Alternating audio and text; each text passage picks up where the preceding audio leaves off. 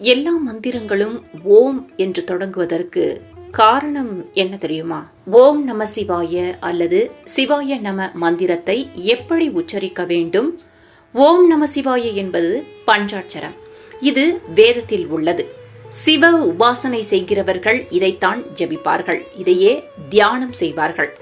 யோக மார்க்கத்தில் செல்கிறவர்கள் பஞ்சாட்சரத்தை ஸ்தூல பஞ்சாட்சரம் என்றும் சூக்கும பஞ்சாட்சரம் என்றும் இரண்டாக பாகுபடுத்தி சொல்லியிருக்கிறார்கள். பக்தி மார்க்கத்தில் செல்பவர்களுக்கு ஸ்தூல பஞ்சாட்சரம் என்பதும் சூக்கும பஞ்சாட்சரம் என்பதும் பேதம் கிடையாது. யோக மார்க்கத்தில் செல்பவர்கள் அப்படி பாகுபடுத்தி செல்வதற்கு தக்க காரணம் உள்ளது. அதாவது ஓம் நம சிவாய, நம சிவாய, சிவாய நம, சிவா வசி, இப்படி மாத்திரைகளை சுருகிக் கொண்டு போக போக அது சூக்குமமாகி விடுகிறது. பிராணாயாமம் செய்கிற போது பூரகம், கும்பகம், ரேசகம் என்று பழகுகிற போது ஒவ்வொன்றுக்கும் எத்தனை மாத்திரை கால அளவு தருவது என்கிற கேள்வி வருகிறது.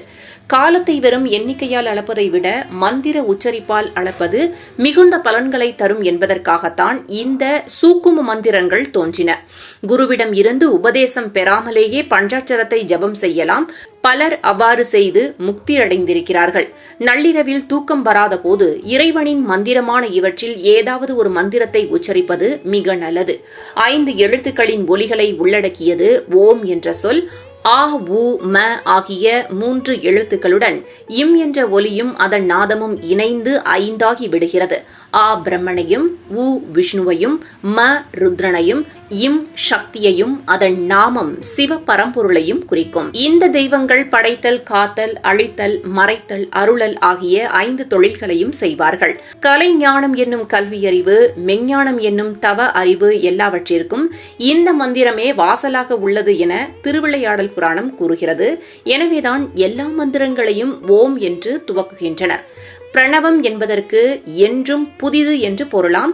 ஆம், கடவுள் என்றும் நிலையானவர் என்பதால் என்றும், நிலையான கடவுளான முருகனை, சிவனை, கிருஷ்ணனை வணங்குகிறேன் என்று அவரவர் இஷ்ட தெய்வத்தை ஓம் என்று கூறி பிரார்த்திக்கிறார்கள்.